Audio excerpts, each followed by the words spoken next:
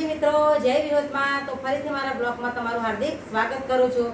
અત્યારે બહાર જમવા જાઓ છો, હોટલમાં ખાઓ છો, તમે કોઈ પણ રેસ્ટોરન્ટમાં જમો છો, તમે મસાલાવાળું ખાઓ છો, તીખું તળેલું ખાઓ છો, બહુ તેલવાળું ખાઓ છો અને તમે બહાર ખાઈને મજા તો લઈ લો છો, પછી એનું કારણ શું થાય છે કે તમને પેટમાં દુખાવાનો સમસ્યા વધી જતી હોય છે। તમે મસાલાવાળું બહુ ખાઓ છો, અતિશય તીખું તળેલું ખાઓ છો, એનાથી તમને પેટમાં બહુ દુખાવો થતો હોય, પછી તમે હેરાન થઈ જાઓ છો અને તમને એના કારણે એસિડિટી થઈ જાય, ગેસ થઈ જાય, ખાટા ડકાર આવતા હોય અને તમને પેટમાં દુખાવો અતિશયનો વધી જતો હોય અને તમે હેરાન પરેશાન થઈ જતા હોય ને, તો હવે તમારે શું કરવાનું છે? જો હું કહું તમે એટલું અજમાવશો તો તમે બહાર પણ ખાઈ શકશો, હોટલમાં પણ તમે રાજી ખુશી ખાઈ શકશો અને તમને ગેસ ને એસિડિટી નહીં થાય। તો તમારે શું કરવાનું છે? આ નુસ્ખો તમે અપનાવશો ને તો તમને 5 મિનિટમાં ગમે એવો પેટનો દુખાવો હશે, એસિડિટી હશે, ગેસ હશે, એ ગાયબ થઈ જશે।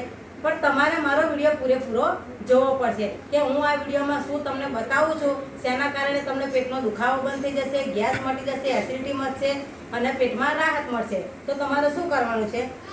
અહીંયા તમે જોઈ શકો છો, અહીંયા મેં થોડોક અજમો લઈ લીધો છે અને આ છે સિંધવ નમક। તમારે કને નમક ના હોય તો તમે ઘરનું તો સફેદ નમક પણ લઈ શકો છો। અને અહીંયા મેં ગ્લાસમાં ગુનગુનું ગરમ પાણી લીધું છે। તો તમારે શું કરવાનું છે કે અજમો તમને શું રાહત આપે છે કે અજમો તમે ખાવ છો, જરીક તમને તુરો તો લાગશે, પણ અજમો ખાવાથી તમને જે પેટની ગેસની સમસ્યા છે, પાચન ક્રિયા તમારી નબળી હશે ને, તો પણ અજમો તમને એમાં રાહત આપશે। જો તમને કબજિયાત પણ થયો હશે ને, તો પણ એમનો અજમો તમને રાહત આપશે। તો તમારે શું કરવાનું?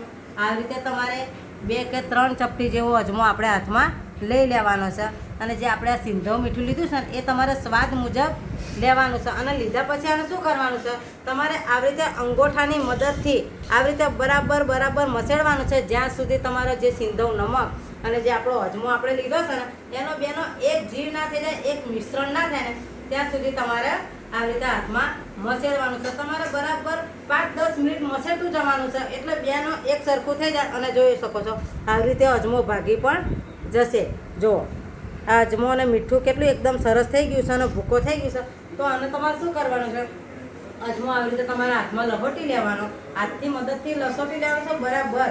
અને પછી તમારે શું કરવાનું? મેં તમને કીધું કે આ ગ્લાસમાં તમારે ગુનગુનું પાણી લેવાનું છે ગરમ, આ ગ્લાસમાં મારે ગુનગુનું પાણી છે ગરમ। તો આને તમારે શું કરવાનું? ચાપવાનો છે, થોડુંક ચાપવાનો, તમને પૂરો લાગશે, તીખો લાગશે, પણ તમારે થૂકી નથી નાખવાનો, આનો રસ ઘટવાનો છે। આને ચાહીને થોડોક રસ ઘૂંટશો ને એટલે ગરમ ગુનગુનું પાણી છે ને, એના 2 કે 3 ઘૂંટા તમારે પીવાનું છે।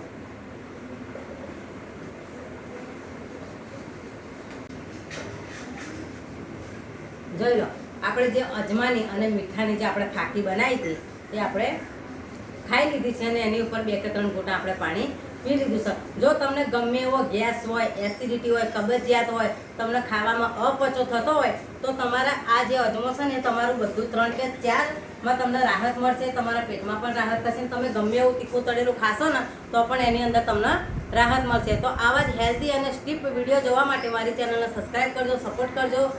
તો ફરીથી મળીશું નવા વિડીયો સાથે। ત્યાં સુધી બધાને જય માતાજી, જય વિરોધમાં, બાય બાય।